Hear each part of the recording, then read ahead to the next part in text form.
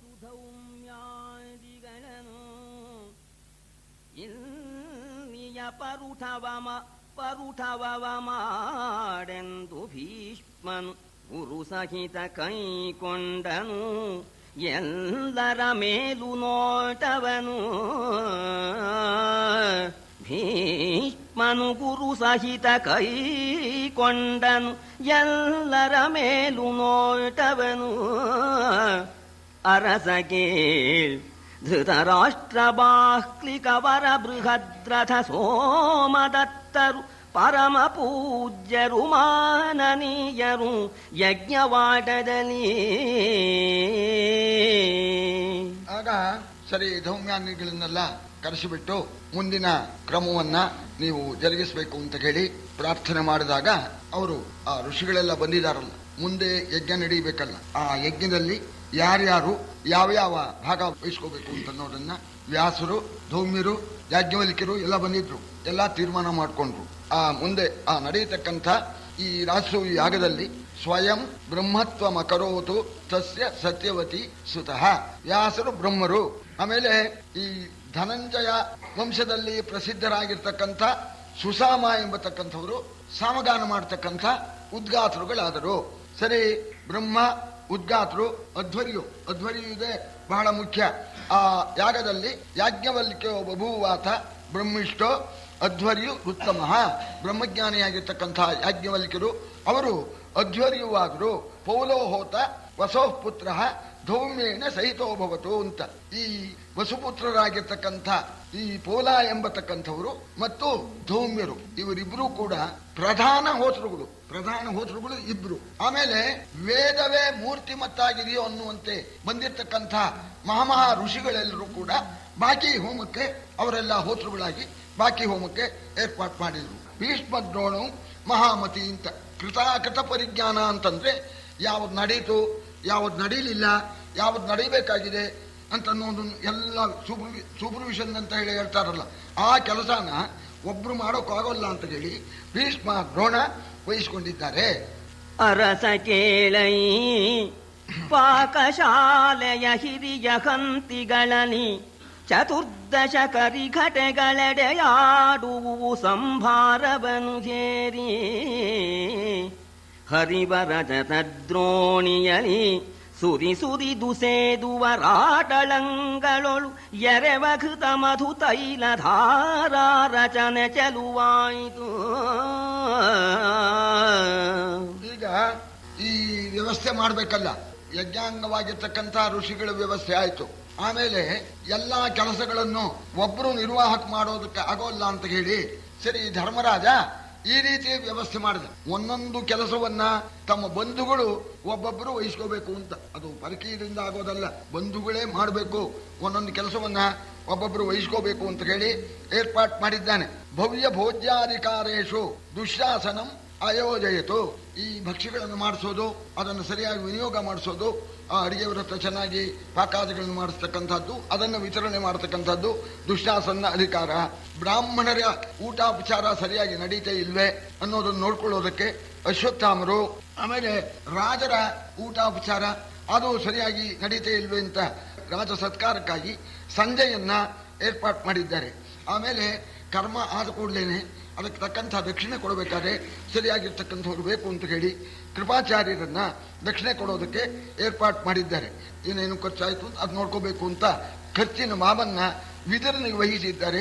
ದುರ್ಯೋಧನಸ್ತು ಅರ್ಹಣಾನಿ ಪ್ರಜಗ್ರಾಹ ಪ್ರತಿಜಗ್ರಾಹ ಸರ್ವತಃ. ಜಮಾ ಮಾಡಿಸ್ಕೊಳ್ಳೋದು ದುರ್ಯೋಧನ ಕೆಲಸ. ಅವನು ಸೈನ್ ಹಾಕೋದಷ್ಟೇ, ಎಲ್ಲ ಬಂತೇ ಇಲ್ವೇ ಅಂತ ನೋಡ್ಕೋಬೇಕಲ್ಲಿ. ಬೆಳ್ಳಿ ಬಂಗಾರ ವಜ್ರ ವೈಡೂರ್ಯ ಎಲ್ಲ ಬಂದಾಗ ಇಷ್ಟು ಲಕ್ಷ ಸವರನ್ನು ತಂದಿದ್ದಾರೆ ಅವರು ಅಂತ ಅಲ್ಲಿ ಜಮಾ. ಅದು ಖಜಾನಿಗೆ ಬಿತ್ತೇ ಇಲ್ವೇ ಇಷ್ಟು ನೋಡ್ಕೋಬೇಕು ದುರ್ಯೋಧನ. ಕೃಷ್ಣನಿಗೇನು ಕೆಲಸ ಹೇಳಲಿಲ್ಲ.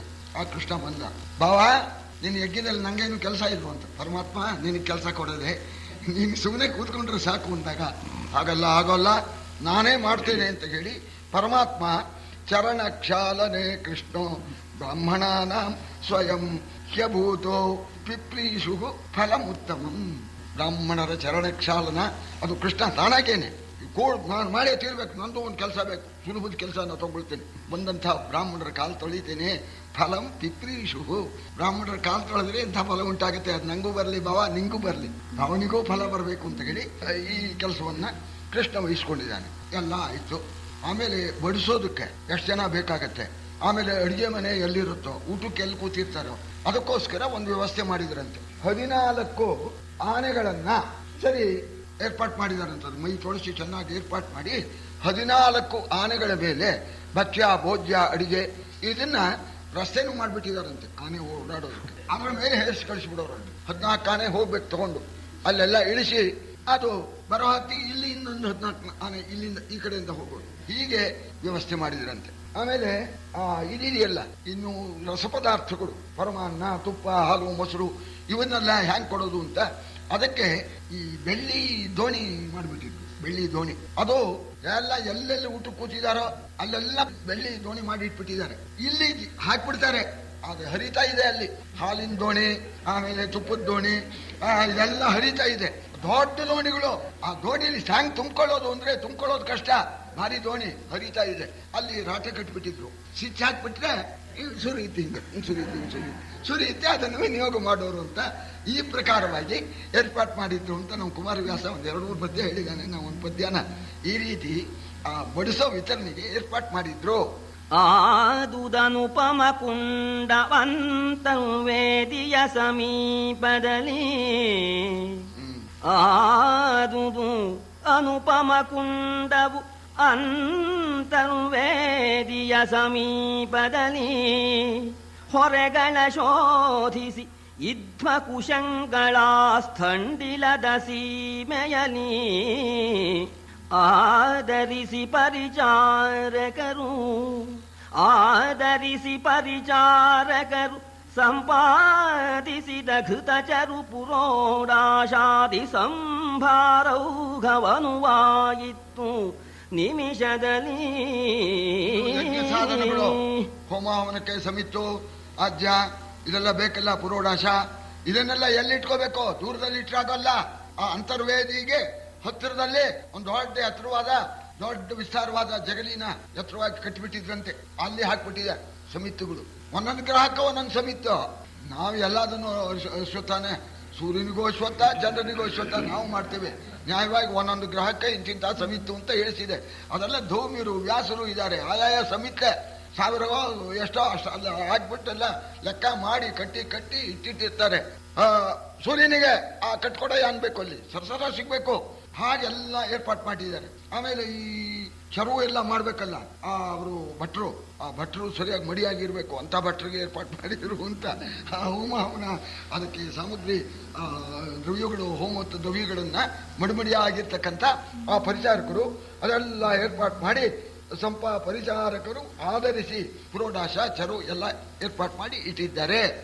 ದೇವ ನಿನ್ನಯ ಕರುಣದಲ್ಲಿ ಸಕಲಾವನೀಪತಿ ವಿಜಯ ಬಹಳಾರ್ಥಾವಲಂಬನವು ಈ ಮಖ ಪ್ರಾರಂಭ ವಿಸ್ತಾರ ಈ ವಿಜಯ ವೈಭವವು ಯಮಗೆ ಸಂಭಾವಿತವೇ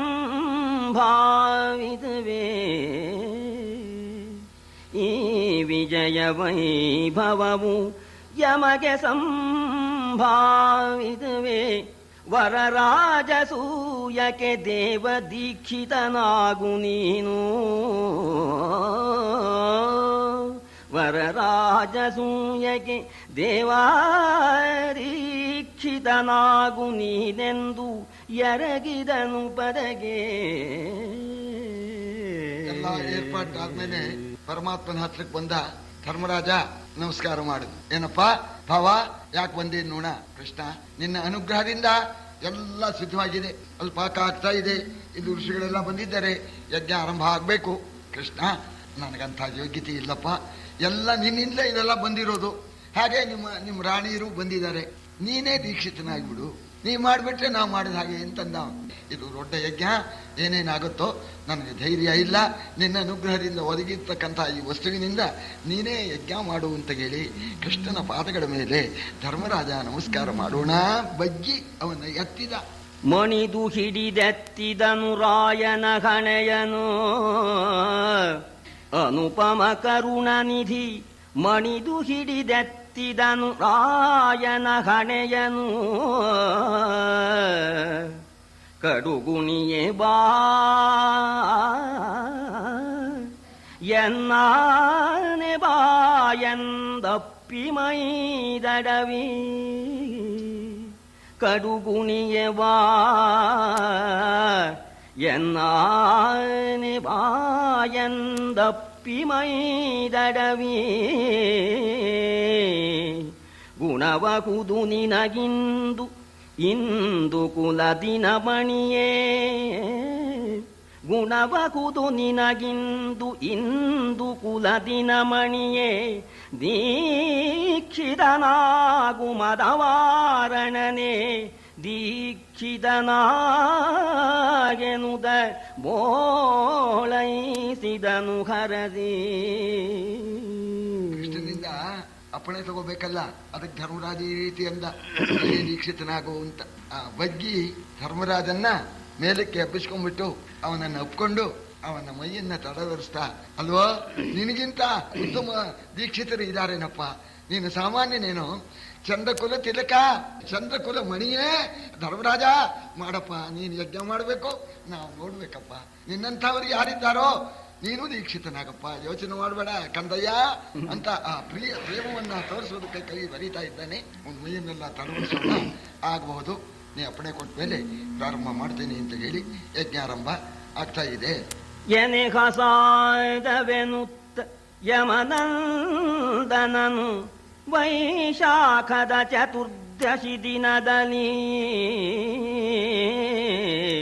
ಉತ್ತರ ಪೂರ್ವವೇದಿ ವರಾಭ್ಯುದೈಕ್ಯದಲ್ಲಿ ವಿನುತ ಪುಣ್ಯಾಗದ ಮಹಾವಾಚನೆಯ ನಿಗಮ ಪವಿತ್ರ ಜಲಪಾವನನು. ವಿನುತ ಪುಣ್ಯಾಗದ ಮಹಾವಾಚನೆಯ ನಿಗಮ ಪವಿತ್ರ ಜಲಪಾವನನು ಮರುದಿನ ಯಜ್ಞ ನೀಕ್ಷಿತನಾದನು ಒಲವಿನ ನೀ.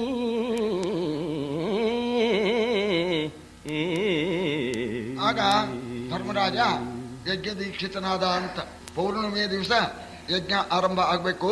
ಚತುರ್ದಶಿ ದಿವಸ ಕೃಷ್ಣನ ಅಪ್ಪಣೆಯಿಂದ ಧರ್ಮರಾಜ ಯಜ್ಞಕ್ಕೆ ದೀಕ್ಷಿತನಾಗ್ತಾ ಇದ್ದಾನೆ. ಆದೋ ಪೂಜ್ಯೋ ಗಣಾಧಿಪ. ಮೊದಲು ಗಣಪತಿ ಪೂಜೆ ಆದ್ಮೇಲೆ ನಾಂದಿ ನವಗ್ರಹ ಎಲ್ಲ ಆಯ್ತು. ಎಲ್ಲ ಆದ್ಮೇಲೆ ಪವಿತ್ರತೆಗೋಸ್ಕರವಾಗಿ ಸರಿ ಸಮಸ್ತ ತೀರ್ಥೋದಕಗಳನ್ನು ತರಿಸಿದ್ದಾರೆ. ಉದಕ ಶಾಂತಿ, ಉದಕ ಶಾಂತಿ ಅಂತ ಹೇಳಿ ವೇದ ಮಂತ್ರಗಳಿದೆಯಲ್ಲ, ಆ ವೇದ ಮಂತ್ರಗಳನ್ನೆಲ್ಲ ಆ ಸಮಸ್ತ ತೀರ್ಥದ ಕಲಸದಿಂದ ಆ ವೇದ ಮಂತ್ರಗಳನ್ನ ವಿಮಂತ್ರಣ ಮಾಡಿಬಿಟ್ಟು ದಂಪತಿಗಳಿಗೆ ದ್ರೌಪದಿ ಧರ್ಮರಾಜ ಇಬ್ಬರಿಗೂ ಕೂಡ ವೇದ ಮಂತ್ರಗಳಿಂದ ಸ್ನಾನ ಮಾಡಿಸಿದ್ದಾರೆ. ಉದಕ ಶಾಂತಿ ಮಂತ್ರ ಹೇಳಿ ಪವಿತ್ರನಾಗಿದ್ದಾನೆ. ಮಾರನೇ ದಿವಸ ಯಜ್ಞ ದೀಕ್ಷಿತನಾದ ಧರ್ಮರಾಜ. ದೀಕ್ಷಿತರು ಅಂದ್ರೆ ಹೇಗಿರ್ಬೇಕು? ಯಜ್ಞ ಮಾಡ್ತಕ್ಕಂಥವ್ರು ಎಲ್ಲಕ್ಕೂ ಕೂಡ ಎಲ್ಲಕ್ಕೂ ಯೂನಿಫಾರ್ಮ್ ಇರೋದಿಲ್ಲ. ದೇವ್ರ ಪೂಜೆ ಮಾಡ್ಬೇಕಾದ್ರೆ ಹೇಗಿರ್ಬೇಕು, ಆಫೀಸಿಗೆ ಹೋಗ್ಬೇಕಾದ್ರೆ ಹೇಗಿರ್ಬೇಕು, ಅದೆಲ್ಲ ಇರುತ್ತೋ ಇಲ್ವೋ? ಮೊಗಟ ಇಟ್ಕೊಂಡಿದ್ದಾರೆ, ಏನು ಪೂಜೆ ಆಗ್ತಾ ಇದೆಯಾ ರಾಯರೇ ಅಂತ ನಾವು ಅಂತೇವೆ. ಆ ಪೂಜೆಗೂ ಈ ಮೊಗಟಕ್ಕೂ ದೇವ್ರ ಪೂಜೆಗೂ ಲತ್ತು, ಅದಕ್ಕೆ ತಕ್ಕಾಗಿರ್ಬೇಕು. ದೀಕ್ಷಿತರ ಡ್ರೆಸ್ಸು ಇದು. ದೀಕ್ಷಿತರು ಹೇಗಿರ್ಬೇಕು? ಹುರಿದ ನವನೀತಾನುಲೇಪದ ಹೊರೆದ ಕೃಷ್ಣಾಜಿನದ ಹಸ್ತಾಗ್ರದಲೆಸೆವ ಸಾರಂಗ ಶೃಂಗದ ಯಾಜಮಾನ್ಯದನಿ ಉದರಿ ಕೊರೆಗಟ್ಟುವ ಚತುರ್ವೇದದ ಮಹಾಘೋಷದಲ್ಲಿ ಉದರಿ ಕೊರೆಗಟ್ಟುವ ಚತುರ್ವೇದದ ಮಹಾಘೋಷದಲ್ಲಿ ಮಖಕುಂಡದ ತದಂತಂವೇದಿಗೈ ತಂದನು ಮಖಕುಂಡದ ತರಂತರುವೇದಿಗೈ ತಂದನು ಮಹೀಪಾಲ